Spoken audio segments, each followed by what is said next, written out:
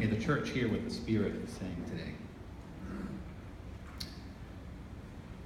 As powerless as we may feel from time to time, it's hard for us to imagine just how much more powerless Jesus and his followers were in the context of the Roman Empire, the ancient Roman Empire.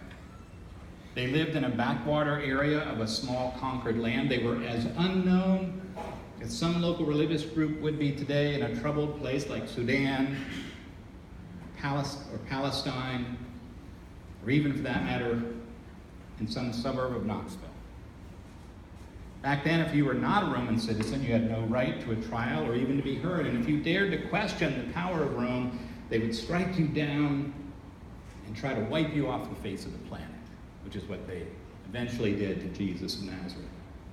New Testament scholar John Dominic Crossan wrote, "It is now nearly impossible for us to imagine the off-handed brutality, anonymity, and indifference which a peasant nobody like Jesus would have been disposed of by the Roman Empire.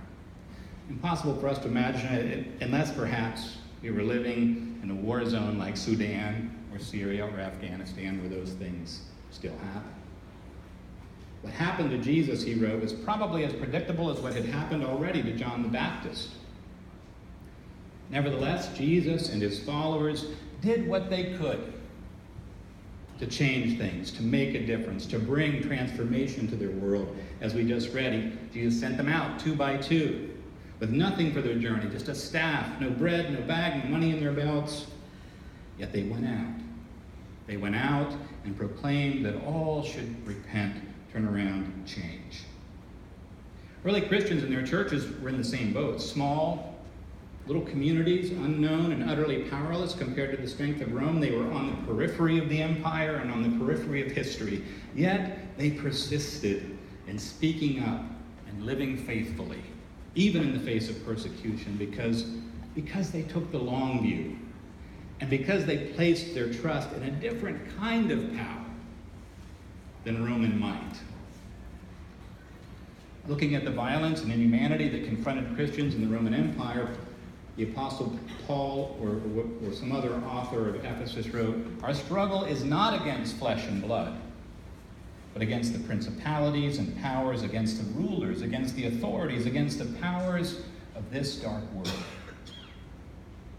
Unlike those in the ancient world, we no longer subscribe to a belief in spirits or demons to explain illness or evil in our world, yet we do see people and institutions act in ways that are less than human, even inhuman, due to the powerful spiritual pull of groupthink that takes place in large groups of people, institutions, societies, and nations.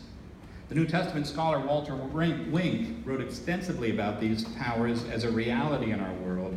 There are, he said, impersonal spiritual realities at the center of institutional life that often appear as the corporate personality or ethos of an institution. I mean, if you think about it, many negative forces recur in our world, and you can think about different institutions that have kind of a positive spirit about them, and other institutions or social groups or social movements that are very, very destructive. He's talking about not only do individual human beings, but institutions and social structures have a spirit about them too that tends to replicate itself. In the church world, we see this sometimes and talk about it as the DNA of different congregations. There are some congregations that always have bad relationships with their pastors and run through pastors and are very, very destructive places to be. And then there are others, I happen to think this is one, with good DNA, where there's very little conflict, and that goes on for decades, even though we have different people sitting out here all the time. There's something almost about the DNA of institutions and groups, is what Wink's talking about. To Wink, the principalities and powers that Paul talks about are the inner essence or spirit that is embodied by human institutions and systems. Sometimes they're forces for good in the world, but sometimes they are forces for great evil. Wink said, "The demons of the modern world are the psychic or spiritual power that emanates from organizations or individuals whose energies are bent on overpowering others, often with violence. And he specifically named things like unjust economic relations, oppressive political systems, racism, patriarchal gender structures, and the power of hierarchy to maintain the status quo. I think it only takes a brief review of the last century to see how this has played out in the world. Sometimes social and institutional forces have transformed the world for the better in powerful social change efforts, like Gandhi's nonviolent push for freedom in India or the civil rights movement here in the United States. But other times they have led us down darker paths toward greater social division, violence, and genocide.